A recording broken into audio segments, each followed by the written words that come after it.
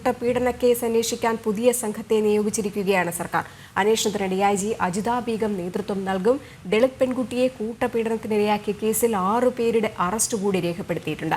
ഇതോടെ കേസിൽ അറസ്റ്റിലായവരുടെ എണ്ണം 26ആയി. 2 പോലീസ് സ്റ്റേഷനുകളിലായി ഇതുവരെ 14 കേസുകളും രജിസ്റ്റർ ചെയ്തിട്ടുണ്ട്. ആൺസുഹൃത്തടക്കം 62 പേർ പീഡനത്തിനിരയാക്കിയെന്നാണ് പെൺകുട്ടിയുടെ മൊഴി. വിശദാംശങ്ങൾ നൽകാനായി ടിൻഡു ദാസും ഒപ്പം പത്തനംതിട്ടയിൽ നിന്ന് മിഥുൻ അയ്യപ്പനും ചേരുന്നുണ്ട്. ആദ്യം തിരുവനന്തപുരത്തേക്കാണ്. ടിൻഡു, ഈ സംഭവം നടന്ന 2 ദിവസമായി ഈ വാർത്തകൾ പുറം ലോകം അറിയുന്നതിന് പിന്നാലെ പ്രത്യേക അന്വേഷണ സംഘത്തെ നിയോഗിച്ചിരിക്കുകയാണ് കേസ് അന്വേഷിക്കാൻ സർക്കാർ. എന്തൊക്കെയാണ് വിശദാംശങ്ങൾ?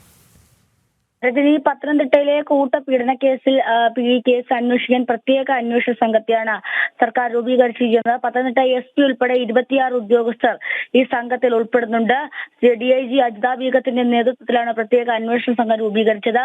നമുക്കറിയാം, ഹേമ കമ്മിറ്റി റിപ്പോർട്ട് ഉൾപ്പെടെ പുറത്തു വന്ന സാഹചര്യത്തിൽ ആ സംഭവവുമായി ബന്ധപ്പെട്ട SIT ടീം പ്രഖ്യാപിച്ച സമയത്ത് ഈ സംഘത്തിൽ ഉൾപ്പെടെ ഉണ്ടാകുന്ന DIG അജിത ബീഗത്തിന്റെ നേതൃത്വത്തിലായിരിക്കും ഇനി പത്തനംതിട്ട കൂട്ടപീഡന കേസ് അന്വേഷിക്കുക എന്നാണ് നമുക്ക് മനസ്സിലാക്കാൻ സാധിക്കുന്നത്. ഏതാണ്ട് 3ഓളം പോലീസ് സ്റ്റേഷനുകളിലായി കേസ് വ്യാപിച്ചു കിടക്കുന്നുണ്ട്.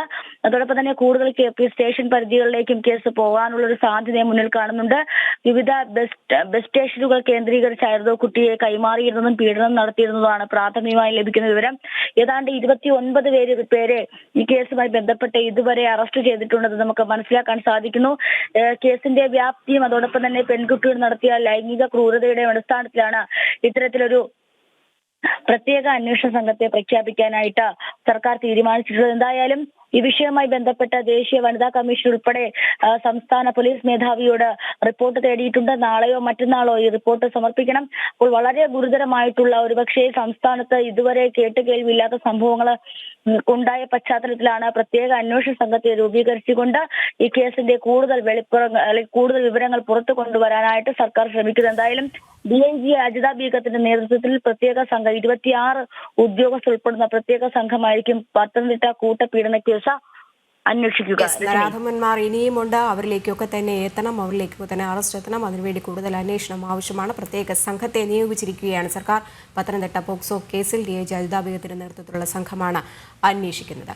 ടിൻഡുദാസാണ് വിവരങ്ങൾ പങ്കുവച്ചത്. ഇനി പത്തനംതിട്ടയിലേക്ക് പോകാൻ അവിടെ നിന്ന് മിഥുൻ അയ്യപ്പൻ കൂടി ചേരുന്നുണ്ട്. മിഥുൻ, ഇന്ന് മാത്രം 6 പേരാണ് കേസിൽ അറസ്റ്റിലായിരിക്കുന്നത്. ഇനിയുമുണ്ട് നിരവധി പേർ. 2 ദിവസത്തിനകം പരമാവധി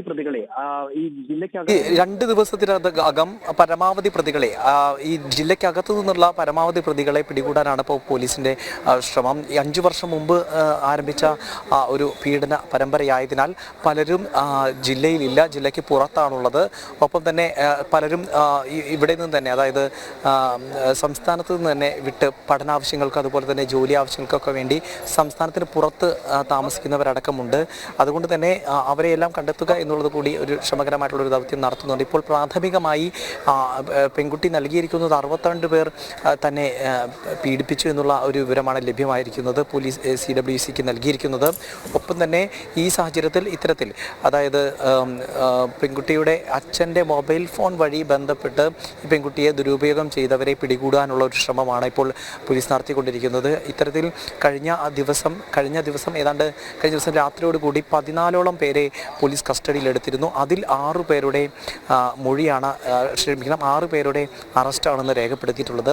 ഈ കേസുമായി നേരിട്ട് ബന്ധമുണ്ട് എന്ന് കണ്ടെത്തിയതിനെ തുടർന്നാണ് ഇവരുടെ അറസ്റ്റ് രേഖപ്പെടുത്തിയിരിക്കുന്നത്. മാത്രമല്ല, ഇപ്പോൾ ഈ 5 ദിവസം മുമ്പ് നടന്ന ഒരു കേസായതിനാൽ തന്നെ ഇത്തരത്തിൽ തെളിവുകളുടെ അഭാവം വലിയ രീതിയിൽ പോലീസിനെ ചുറ്റിക്കുന്നുണ്ട് എന്നുള്ളതാണ് ഏറ്റവും പ്രധാനപ്പെട്ട കാര്യം.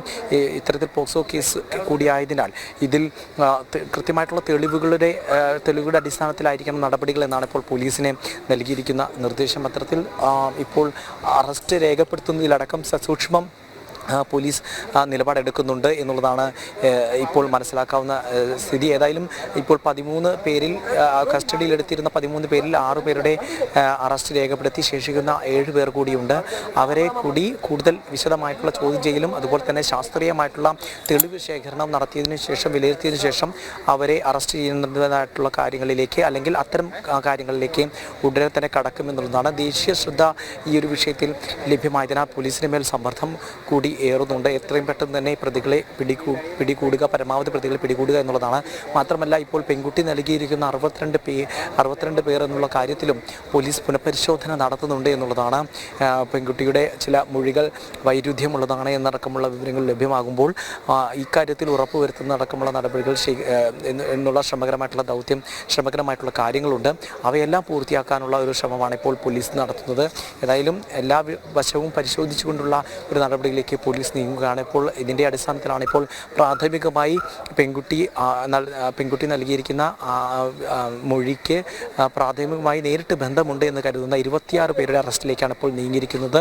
ഈ 26 പേരുടെ അറസ്റ്റ് രേഖപ്പെടുത്തിയിരിക്കുന്ന 14 FIR രജിസ്റ്റർ ചെയ്തുകൊണ്ടാണ് ഇത്തരത്തിൽ പത്തനംതിട്ട അതുപോലെ തന്നെ മറ്റ് ഇലവന്തട്ട അടക്കമുള്ള ഈ രണ്ട് പോലീസ് സ്റ്റേഷനുകളിലായിട്ടാണ് ഇപ്പോൾ ഈ 14 FIRകൾ രജിസ്റ്റർ ചെയ്തിട്ടുള്ളത്.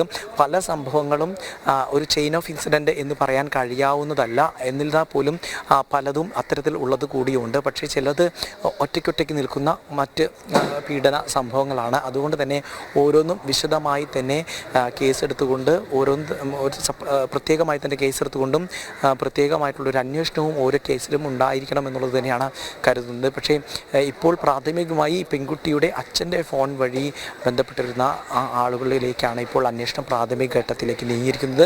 2 ദിവസത്തിനകം ജില്ലയ്ക്കകത്തുള്ള പരമാവധി പേരെ കസ്റ്റഡിയിലെടുത്ത് ചോദ്യം ചെയ്യുക, അവരിൽ നിന്ന് മറ്റ് അറസ്റ്റ് അടക്കമുള്ള നടപടിയിലേക്ക് നീങ്ങുക എന്നാണ് ഇപ്പോൾ പോലീസ് സ്വീകരിച്ചിരിക്കുന്നത്. ബാക്കി ഇനി എത്ര പേരുണ്ട് എന്നുള്ള കാര്യത്തിലാണ് പോലീസ് അന്വേഷണം നടത്തുന്നത്. നിലവിൽ അറസ്റ്റിലായവരുടെ എണ്ണം 26 ആയിട്ടുണ്ട്. 2 പോലീസ് സ്റ്റേഷനുകളിലായി 14 കേസുകളും രജിസ്റ്റർ ചെയ്തു. അതിവേഗത്തിൽ അന്വേഷണം നടത്തുക തന്നെയാണ് പോലീസ്.